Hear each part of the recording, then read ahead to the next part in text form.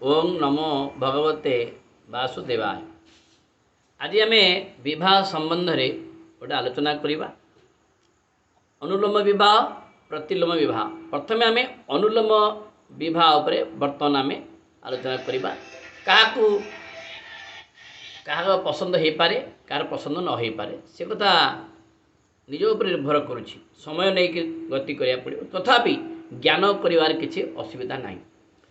समाजर आदिम अवस्था विवाहर सेपरी किसी प्रथा नथिला।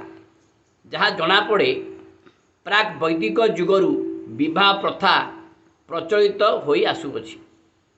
बहु पूर्वे जेकोसी लोक जेकोसी जातिर कन्या को विवाह करि पारुथिले। असवर्ण विवाह शास्त्र सम्मत मध्य थिला। संहिता शास्त्र पुराण मानकरे यार यथेष्ट प्रमाण मध्य अछि। यह व्यतीत महर्षि विष्णु, याज्ञवल्क्य, उशना कवि, आपस्तंभ, कात्यायन, पराशर, व्यास और वशिष्ठ आदि महापुरुष माने निजर संहिता मानकरे असवर्ण विवाह सम्मत बोली कहिसंती। पराशर संहिता वर्तमान जुगर सर्वजनीन धर्मशास्त्र अटे। ख्रीष्टपूर्व 4th शताब्दी रे महापंडित ऋणीय कहिसंती विषादप्यामृतं ग्राह्यम अमेध्यादपि कांचनम नीचादप्युतमां विद्या स्त्रीरत्रं दुष्कलादपि।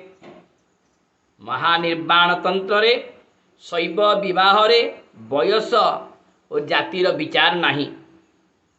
केतोटी उदाहरण यथा ब्राह्मण श्रेष्ठ च्यवन ऋषि सुकन्या नामनी क्षेत्रिया कन्या को विवाह करथिले। दशरथ मध्य क्षेत्रिया वैश्या और शूद्राणी कन्या को विवाह करथिले। विराटंक पत्नी सुत कुलोद्भवा थिले। तांको कन्या उत्तरा अभिमन्यु को विवाह करथिले। क्षेत्रिया लोपामुद्रा ब्राह्मण अगस्त्य को विवाह करथिले। गाधी राजा तांकर कन्या को ब्राह्मण रुचिक को विवाह करथिले। या शांति पर्व रे वर्णना करा जायछि। जमदग्नि रेणुका को विवाह करथिले। ऋष्य शृंग मुनि क्षेत्रीय शांता को विवाह करथिले। अंगिरा ऋषि क्षेत्रीय कन्या को विवाह करथिले। महर्षि गौतम शूद्राणी औसीनरा को विवाह करथिले। भगवान श्रीकृष्ण शूद्रा कन्या को विवाह करथिले। एहीपरि रामायण महाभारत रे बहुत उदाहरण मध्य अछि।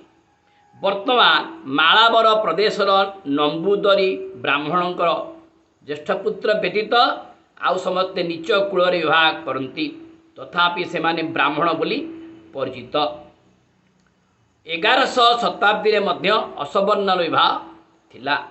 हरिवंशर ब्रह्मदत्त ब्राह्मण क्षेत्रीय वैश्य शूद्र ई चारि जातिर कन्या को विवाह करथिले। से वसुदेवंकर बंधु थिले और वसुदेवंकर अश्वमेध यज्ञ रे मुख्य आचार्य होइथिले। पांडव भीम और अर्जुन पार्वत्य अनार्य कन्या मानकु विवाह करथिले। ये सब है अनुलोम विवाह। अथ तुमठू जो माने नीच जाति अच्छी से तमें कन्या आनी पारिब। से कन्या आसला परे तुम गोत्रीय हो गले आ से कन्या सारा जीवन आउ ता पितृकूल को जापर ना। ए वंश से रहिबो।